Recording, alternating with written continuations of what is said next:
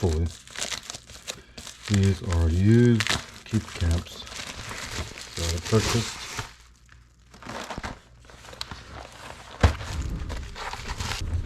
It allowed it to be about approximately half price.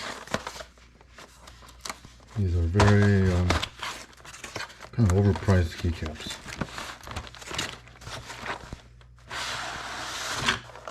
It's the MT3 or the matte 30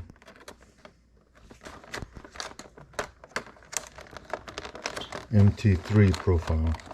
MT3 profile is the one where this guy, Matt something, redesigned based on a desire to recreate Topre Hi-Pro profile. Now these are supposedly, I believe, this ABS double shot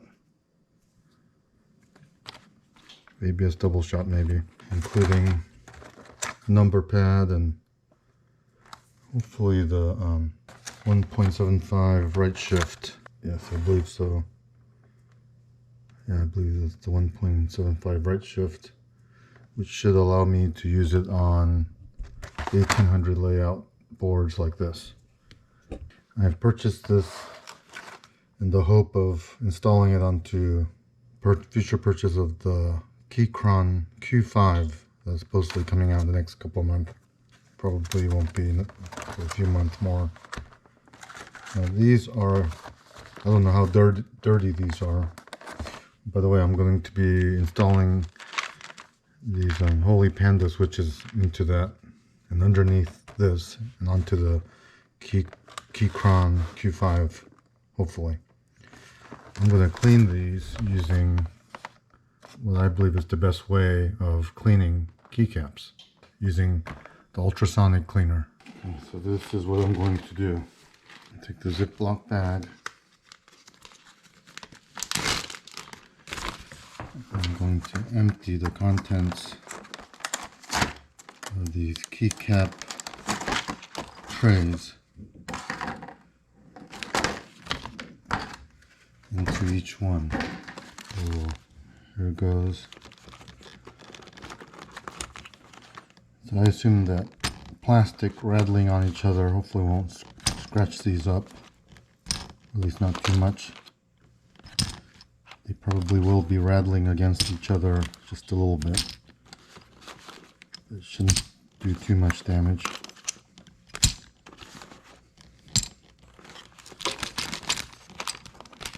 I'll use two hands there.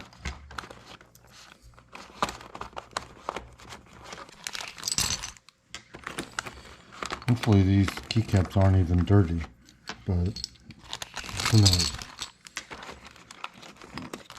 I'll assume that they are filthy.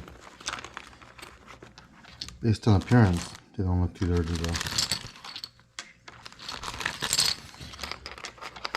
Commonly recommended advice on how to clean keycaps is to soak them in some Dawn dishwashing liquid for a couple of hours, maybe 6 hours. I'm not quite sure how clean that makes it. Here is a bag of the first tray. I'm going to do each tray separately so at least I can some warm tap water. The warmer the better. I'll squirt some Dawn dishwashing liquid into this thing.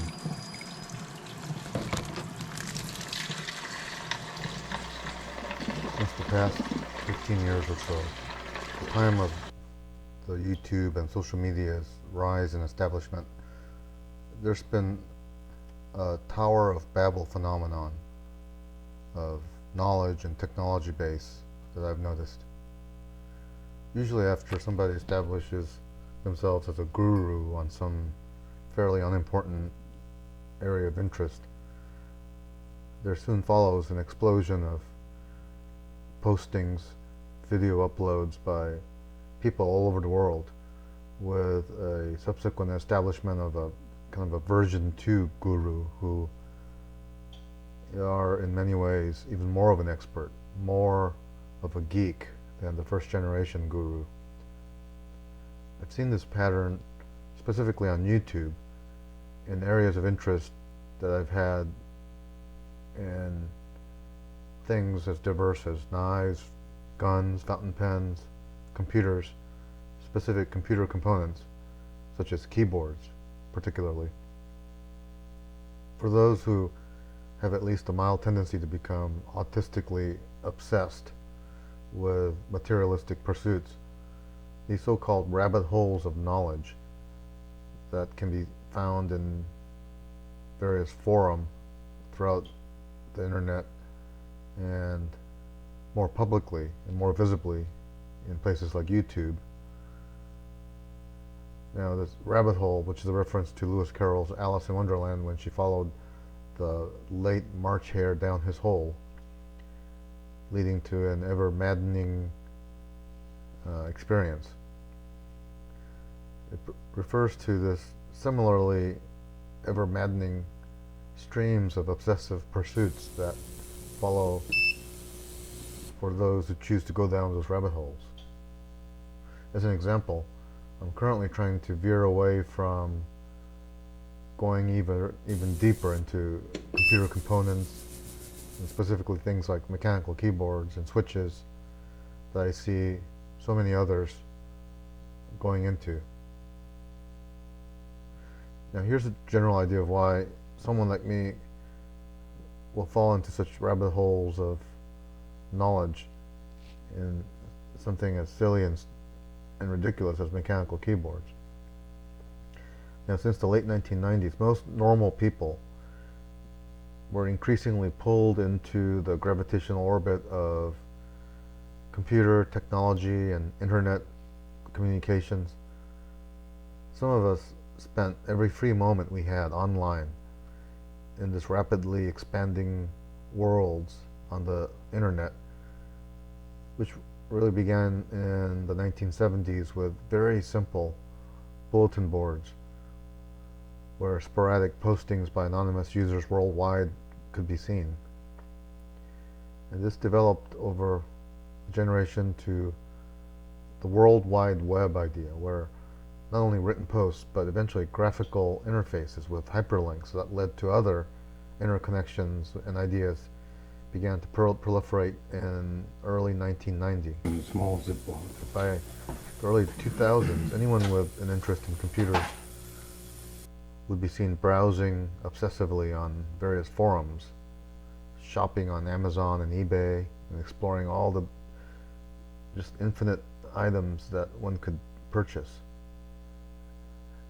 The key moments, I think, when internet exploded was when the normal everyday person got involved with dissemination of smartphones, which actually began as a melding of the online access idea developed by people like Palm OS with the idea of a handheld mobile telephone, which came to fruition in devices like the original handsprings and Palm Trios, which melded with the texting idea. By the computer I owned in 1984 was the Apple IIc. This was a wholly new computer that sprang out and was incessantly marketed on TV. It was irresistible to a 17-year-old like me at that time. The entire experience of going with my parents to an actual store was all its fragrant, plasticky smells, the feel, the look of all the new items, and then being told that I could buy it, and bringing home those large boxes, setting it all up. It was all an initial user experience, which was so intoxicating that it imprinted itself on my memories forever. I still remember opening up all those boxes furiously, setting everything up in exactly the place, in the way that I wanted to. And then that initial joy of pleasantly clicking and feeling that Apple IIc keyboard and that fuzzy, modern green text with its blinking square that showed up on that small CRT monitor. The whole thing was just a beautifully memorable experience. Everything was so exotic in feel compared to those huge mechanical typewriters, which seemed so old-fashioned. The large steel Royal typewriters on which I learned how to type at school, as well as the relatively more modern daisy-wheeled Smith Corona Electric on which I typed term papers at home. But now that from people like me at that time. Now in the mid-1980s, the internet was still rudimentary, although in existence. I would very rarely post on primitive BBS, accessible only through extremely slow 1200 baud clunky telephone modems. It was hardly worth the trouble to get into it at the time. But later in my college career, I purchased yet another Apple computer, a clunky Power Mac laptop, which came with a fairly decent modem through which I very first accessed the internet in 1990. The tiny, crispy sounds emanating from that modem and laptop was so evocative, magical. It ushered in the worldwide IRC chats, including a free trade of grainy, slowly curtaining down images. And that period of time between 1984 to about 1995 was, I think, possibly the most magical time for me, not only in my life, but in the world of the internet for probably everybody else at that time. Now, jumping back more to recent times, let's say 10 years ago, by watching a few others getting caught up in the zeitgeist of mechanical keyboards, I got into it as well, realizing that this was quite a thing, actually, kind of like fountain pens, something for our materialistic, consumerist, obsessed people like me to really get into. And I realized after over 8 years of trying various mechanical keyboards and switches that I'd been seeking out in my middle age a re-evocation of my lost experience of typing on that vintage 1980s Alps Apple keyboard. That subtle, tactile, clicky experience that was so intoxicating to me as a teen could now be recreated very finely.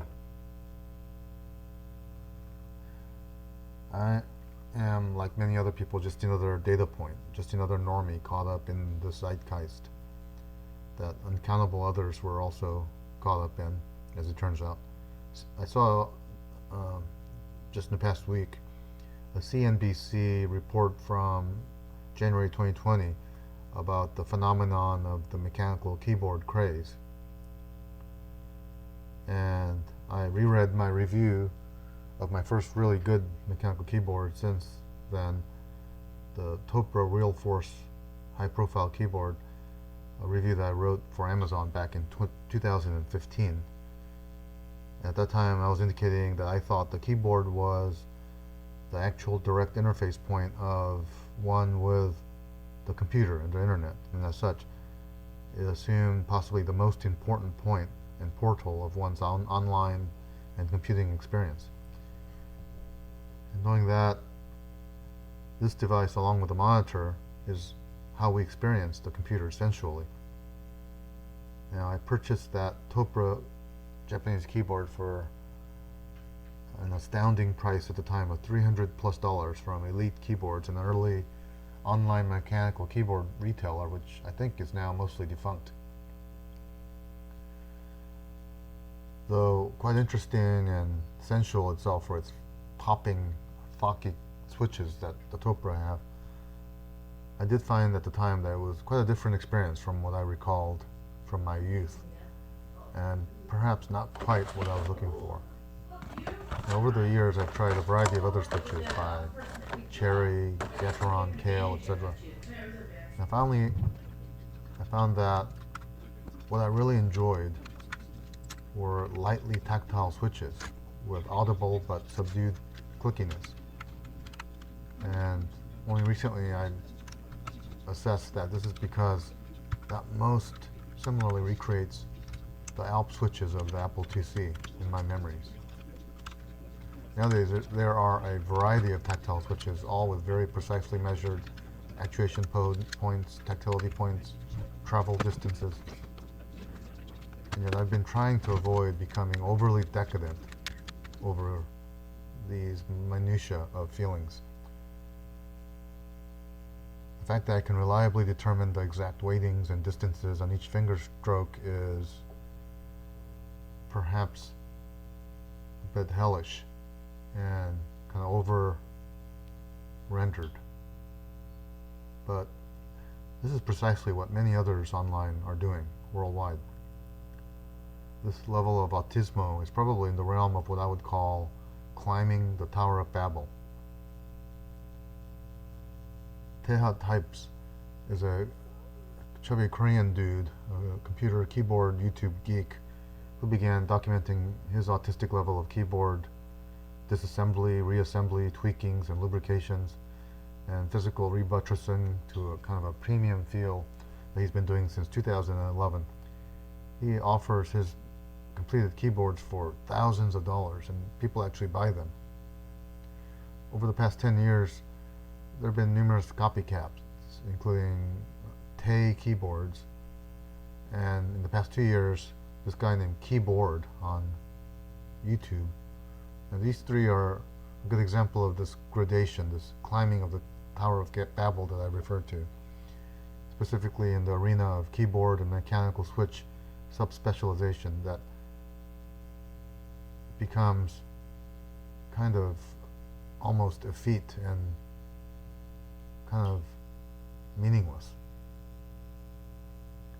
This tendency of a certain type of character to succumb to this concatenation of expertise, first beginning with discovery, then of increasing interest and obsession, and then eventually falling down the rabbit hole phenomenon, which means very deep research, essentially Googling or Yandexing of postings and musings of others, followed by trying to recreate those experiences, and personal contemplation and experimentation, which leads to expansion of the ideas of others, explorations of new avenues, and attempts at perfecting and improving the experience by building upon the work and notes and experiences of others. And with each generation of such discoveries, nowadays a generation is not so much 20 years as it used to be, but just 1 year, or maybe even just a few months. And with each generation of these discoveries, there's a further honing, a sharpening of expertise. So in this manner, in almost every field of inquiry that you can look into, there's an increasingly higher demand and threshold for attaining guruhood, followed by tighter definitions of what is considered improved or better or new. Eventually, there can be a perceived near perfection within a hobby or interest area. And eventually, surprisingly, every follower in these various fields of inquiry become all well-versed and almost equally knowledgeable as the next person in all these various phenomena.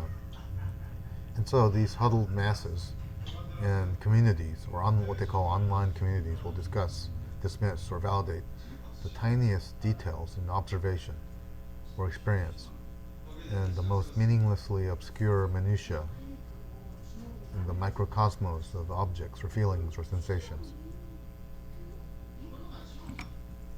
The mythical story of the Tower of Babel originates from probably the Sumerian ziggurat temple of the foundation of heaven and earth, dedicated to Marduk in Babylon, called Edemenanki, from 5,500 years ago. In Babylonian, Abelu means the gate of God, and the Hebrew word Balal means confused, And in this instance, referring to the origins of the various languages of man emanating out of this confusion of speech described in the Bible. And the writers from the anonymous many who wrote the Old Testament to the Greek Herodotus in the first millennia BC, it refers to this branching outwards from the single point to substantiate the idea of man competing with God to build a gateway to the heavens,